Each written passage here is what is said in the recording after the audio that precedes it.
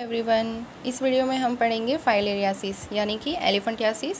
इसका एक सिनोनिम है एलिफेंटियासिस या बोलो फाइलेरियासिस। तो ये जो डिसऑर्डर है वो प्रोड्यूस होता है एक पैरासाइटिक इन्फेक्शन से होने वाला ये डिसीज़ है। और इट इज़ कॉजेटिव फैक्टर जो है इसके लिए responsible that is parasite round worm that is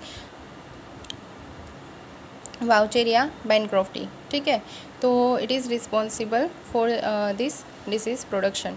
so round worm इसका जो टाइप है वो राउंड वॉर्म है और फ्रॉम फाइलेरिडी फाइलेरिडी जो फैमिली है उससे बिलोंग करता है ये पैरासाइट। ठीक है, और ये क्या है? तो ये पैरासाइटिक डिसीज़ है caused by an infection which with roundworms of Filariidae family. मतलब कि ये जो पैरासाइट है ये फाइलेरिडी फैमिली से बिलोंग करता है और इसका जो वॉर्म का जो टाइप है वो राउंड वॉर्म है। ठीक है, फैमिली इसकी फाइलेरिडी है और इसका जो टाइप है वॉर्म का वो है राउंड वॉर्म। अब ये जो पैरासाइट है वो अलग अलग टाइप के होते हैं। मतलब कि ये जो फाइलेरियासिस कोज करने वाले जो पैरासाइट है वो बेसिकली 3 टाइप्स के अगर हम देखने जाएँ तो, क्योंकि कुछ एक जो होते हैं वो लिम्फेटिक फाइलेरियासिस करते हैं। जब फाइलेरियासिस के टाइप पढ़ेंगे हम तो उसके 3 टाइप होते हैं, lymphatic, subcutaneous and serous cavity. ठीक है, तो लिम्फेटिक फाइलेरियासिस के लिए बारे में हम बेसिकली इसमें देखने वाले हैं। बाकी जो टाइप है वो नॉर्मली नहीं देखे जाते, मतलब कि उसका परसेंटेज कम है। ठीक है, फिर भी हमको पता तो होनी चाहिए कि ये भी एक फाइलेरियासिस का टाइप है और ये जो है वो ये स्पेसिफिक टाइप के इस पैरासाइट से होता है। ठीक है, तो लिम्फेटिक फाइलेरियासिस जो होता है it is caused by Wuchereria bancrofti, Brugia malayi and ब्रूजिया तिमोरी। तो ये 3 टाइप के जो पैरासाइट है जो कि राउंड वॉर्म का एक टाइप है, it is responsible for the production of lymphatic filariasis. कौन कौन से? Vaucheria bancrofti, Brugia malayi and ब्रूजिया टिमोरी। जबकि सबक्यूटेनियस फाइलेरियासिस है इट इज़ कोज्ड बाय लोआ लोआ। ये लोआ लोआ करके जो एक पैरासाइट है it is also type of round warm and it is responsible for the filariasis. But which type of filariasis? Subcutaneous filariasis. और थर्ड जो है वो सीरस कैविटी फाइलेरियासिस है जो कि ज़्यादातर एब्डोमिनल कैविटी है, जो सीरस कैविटी ऑफ एब्डोमिन वो ज़्यादातर उसमें अफेक्ट होती है। और इसके लिए जो रिस्पॉन्सिबल पैरासाइट है वो है मांसोनेला पैरासाइट, है ना। मांसोनेला पैरासाइट करके इसका एक जो एक टाइप है it is responsible for serous cavity related filariasis. तो 3 टाइप बेसिकली होते हैं फाइलेरियासिस के, lymphatic filariasis, subcutaneous and serous. Lymphatic filariasis हमें नॉर्मली पढ़ना होता है और वही ज़्यादातर देखने को मिलता है। It is caused by 3 parasite that is Vaucheria bancrofti, Brugia timori and Brugia malayi. उसमें भी ज़्यादातर वाउचेरिया बैनक्रॉफ्टी देखने को मिलता है। जबकि सबक्यूटेनियस जो कि स्किन में होने वाला जो है वो लोआ लोआ करके जो पैरासाइट है वो उसके लिए रिस्पॉन्सिबल होता है। और जो सीरस कैविटी ज़्यादातर एब्डोमिनल की सीरस कैविटी को जो इन्फेक्ट करता है वो मांसोनेला पर्स्टेंस करके जो पैरासाइट है वो रिस्पॉन्सिबल है। तो ये हमें पता होनी चाहिए। अब इसका जो होस्ट फैक्टर है, इसके 2 होस्ट हैं। एक तो डेफिनेटिव होस्ट है जो कि ह्यूमन है और एक इंटरमीडिएट है जो कि मॉस्किटो। इंटरमीडिएट मतलब कि जो ट्रांसफ़र करने का वाहक जिसे बोलते हैं, जो ट्रांसमिशन करता है ह्यूमन में से मॉस्किटो और मॉस्किटो में से ह्यूमन। तो मॉस्किटो जो है वो इसका इंटरमीडिएट होस्ट फैक्टर है, जबकि जो डेफिनेटिव जो इसका होस्ट फैक्टर है वो है ह्यूमन। ठीक है, और अगर हम इसका लाइफ साइकिल देखेंगे तो उसके पहले आपको बता देती हूँ कि जो लार्वा स्टेज होता है वो मॉस्किटो के अंदर होता है इसका लाइफ साइकिल का, और जो माइक्रोफाइलेरी और एडल्ट वॉर्म का जो फॉर्मेशन होता है वो हमारे ह्यूमन बीइंग में होता है। ठीक है, तो इसको अपना लाइफ साइकिल पूरा सर्वाइव करने के लिए दोनों होस्ट फैक्टर की ज़रूरत है। तो आइए अब इसके बारे में देखते हैं कि इसका लाइफ साइकिल किस तरह से होता है। तो देखो कि सबसे पहले क्या करता है कि कोई इन्फेक्टेड मॉस्किटो है, मान लो कि वो इन्फेक्टेड मॉस्किटो है जिसके वो मॉस्किटो के ब्लड में अगर L3 लार्वा है ना, क्योंकि मॉस्किटो का मैंने आपको पहले भी डिस्क्रिप्शन दे दिया कि इसके जो स्टेज होते हैं 3 स्टेज होते हैं। ये जो फाइलेरियासिस करने वाले पैरासाइट के लाइफ साइकिल के। एक तो होता है कि लार्वा वाला स्टेज, दूसरा होता है एडल्ट वॉर्म और तीसरा होता है माइक्रोफाइलरी।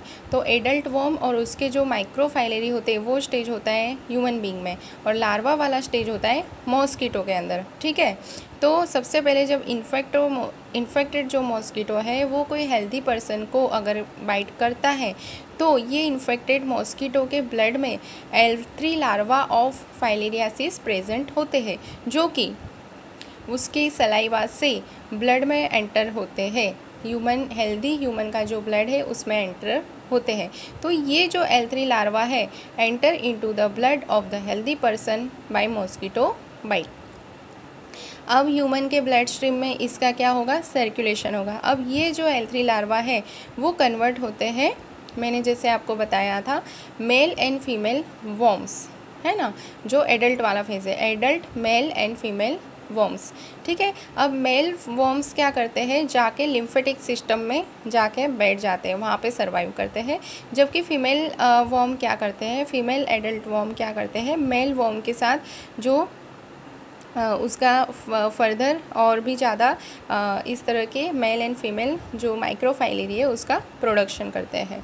ठीक है, तो this male worm enter into the lymphatic system of the human. The female worm with male worm produce again and again male and female worms. ठीक है, और इसकी वजह से फिर बनते हैं माइक्रोफाइलरी। अब ये जो माइक्रोफाइलरी है, ठीक है, वो अब ये इन्फेक्टेड पर्सन में के सर्कुलेशन में घूम रहे हैं।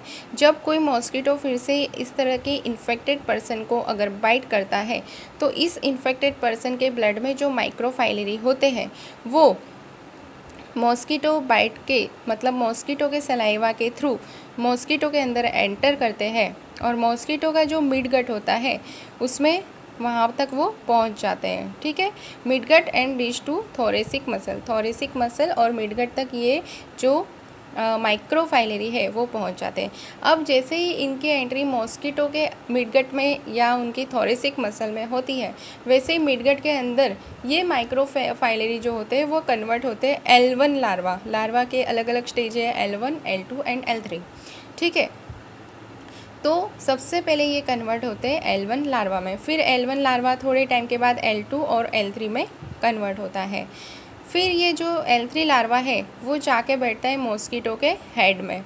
ओके, अब ये मॉस्किटो में फिर से L3 लार्वा आ गया। अब ये जो इन्फेक्टेड मॉस्किटो है अगर वो फिर से कोई हेल्दी पर्सन को बाइट करता है तो फिर से कोई हेल्दी पर्सन सफ़र होता है। तो पता चल गई कि हमें इतना याद रखना है कि जो ये पैरासाइट है फाइलेरियासिस प्रोड्यूस करने वाला, उसके लाइफ साइकिल के 3 स्टेज है बेसिकली। सबसे पहला जो स्टेज होता है वो लार्वा वाला, L1, L2 and L3 larva वाला, जो कि मॉस्किटो के मिडगट में या मॉस्किटो के अंदर वो लाइफ साइकिल होता है। उसके बाद का जो स्टेज है वो होता है adult worms formation. Adult worms जो बनते हैं मेल एंड फीमेल वो, और एडल्ट वॉर्म में से फिर जो बच्चे बनते हैं उसको हम बोलते हैं माइक्रोफाइलरी। तो ये एडल्ट वॉर्म वाला और माइक्रोफाइलरी वाला जो स्टेज होता है वो दोनों हमारे ह्यूमन बीइंग के अंदर होता है। तो इस तरह से इसका लाइफ साइकिल चलते रहता है। अब हम देखते हैं इसके साइन एंड सिम्टम्स के बारे में।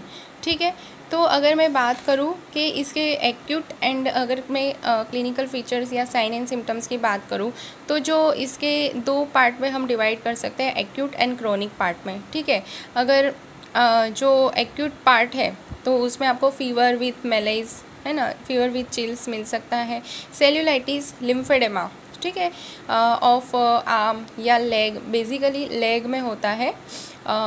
जो भी लेग अफेक्टेड यूनिलेटरल होता है मोस्ट ऑफ, कभी कभी बायलेटरल भी हो सकता है लेकिन ज़्यादातर यूनिलेटरल होता है। तो lymphoedema of leg, arm, scrotum, breast, इस तरह के जो बॉडी पार्ट है उसमें आपको मिल सकता है। फिर वहाँ पे ज़्यादा से ज़्यादा सेल्यूलाइटिस होके अल्सरेशन भी हो सकता है, फीवर की वजह से हेडेक वहाँ पे होगा, है ना, लिम्फेजाइटिस तो है ही, मतलब अल्सरेशन, फिर एब्सेस का फॉर्मेशन, ये सभी, एंड इंग्वाइनल एंड एक्सिलरी लिम्फेडेनाइटिस।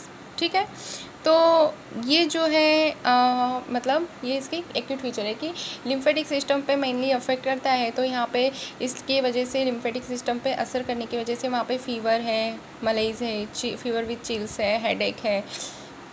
फिर जो भी लिम्फ नोड पे असर करने की वजह से वहाँ पे इंग्वाइनल और एक्सिलरी लिम्फेडेनाइटिस मिल सकता है आपको।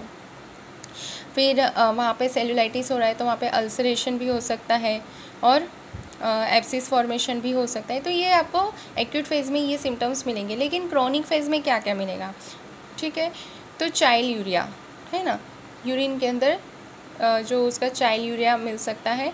Then hydrocele, then lymphoedema of leg, arm and breast.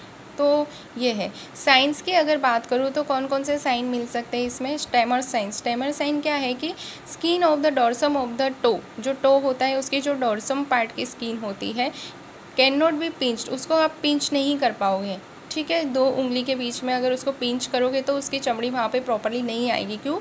क्योंकि वहाँ पे इतना हार्ड हो जाता है वो स्ट्रक्चर। वहाँ पे लिम्फेडेमा या सेल्यूलाइटिस होने की वजह से वो पर्टिकुलर अफेक्टेड पार्ट इतना हार्ड हो जाता है कि आप उसको पिंच नहीं कर सकते हो, ठीक है। तो दैट इज़ नॉन एज स्टेमर signs which is seen in the filariasis, ठीक है। तो ये था साइन एंड सिम्टम्स के बारे में। देखो यहाँ पे भी वही बताया है, इसमें थोड़ा टाइप्स के हिसाब से अलग अलग बता दिया है।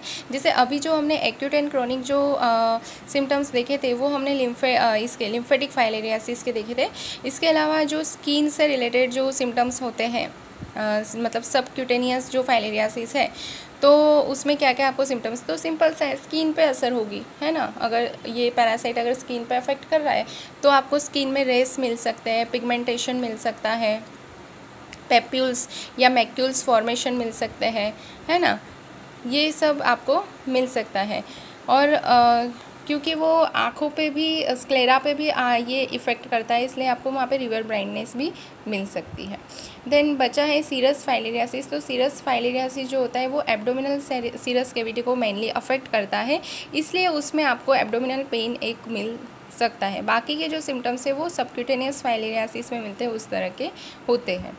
अब कॉमन सिम्टम्स की अगर हम डिस्कशन कर ले फिर एक बार, तो फीवर विथ चिल्स, है ना, हेडेक, ठीक है, फिर hyperpigmentation of skin, arm, face and feet, ये अगर सबक्यूटेनियस है तो skin lesion, skin rashes, swelling, redness and pain in the arms and legs, blockage of lymphatic system leads to oedema, accumulation of the pus and enlargement of the limbs and genitalia. Okay, तो ये सब उसके symptoms है। अब इसका diagnosis कैसे करेंगे हम, है ना। तो डायग्नोसिस के लिए जब सबसे पहले तो आप अगर फिजिकल एग्जामिनेशन करके ही हमको पता चल जाता है कि इसको सेल्यूलाइटिस है, फिर हम उसमें क्या करते हैं, पेरिफेरल ब्लड स्मेयर करते हैं टेस्ट। तो उसमें जो भी ब्लड इन्फेक्टेड पर्सन का ब्लड लेते हैं और उसका पेरिफेरल स्मेयर जिस तरह से करते हैं। लेकिन इसमें एक बात स्पेसिफिक ये है कि इसका जो टेस्ट होता है वो नाइट टाइम में होता है, क्योंकि ये जो लार्वा होते हैं ना, वो L3 लार्वा जो कि ब्लड में एंटर होते हैं, तो ये लार्वा डे टाइम में सर्कुलेशन में नहीं पाए जाते ह्यूमन के। क्योंकि ये ज़्यादातर नाइट टाइम में, इनका जो टाइमिंग है वो है नाइट का टाइमिंग है 10 से 2 का। तो आपको ये जो ब्लड कलेक्शन करना है, अगर पेरिफेरल स्मेयर, अगर आपको सस्पेक्टेड लग रहा है कि इसको फाइलेरियासिस है और आपको उसका पेरिफेरल स्मेयर टेस्ट करना है, तो उस इन्फेक्टेड पर्सन का आपको ब्लड कब लेना है, नाइट के टाइम में लेना है, डे के टाइम में नहीं। क्योंकि नाइट के टाइम में ये जो लार्वा होते हैं वो ब्लड सर्कुलेशन में होते हैं, जबकि डे के टाइम में नहीं होते हैं। देन फाइलेरियासिस टेस्ट स्ट्रिप, ठीक है, जैसे कि हम हर स्ट्रिप यूज़ करते हैं उसी तरह से फाइलेरियासिस के एंटीजन वाली स्ट्रिप होती है। उसमें हम सीरम डाल के अगर हमारी बॉडी में एंटीबॉडी बनते तो एंटीजन एंटीबॉडी रिएक्शन होता है, वो पॉजिटिव आता है, तो that is common filariasis test strip. और फिर होता है FICT, filariasis immunochromatographic test, filariasis immunochromatographic test detect antigen in blood sample. और PCR तो हम हर एक डिसीज़ में कर सकते हैं, ठीक है, DNA of microfilariae in human blood detected, blood में देखना है, ठीक है। तो this is all about the diagnosis of the this filariasis. Okay, peripheral blood smear, PCR test, then filariasis test strip and filariasis immunochromatographic test. ठीक है। तो this is all about the life cycle of this filariasis, then sign and symptoms, diagnosis, host etcetera, okay, and causative factor. अगर video अच्छा लगा हो तो like and subscribe करना। Thank you.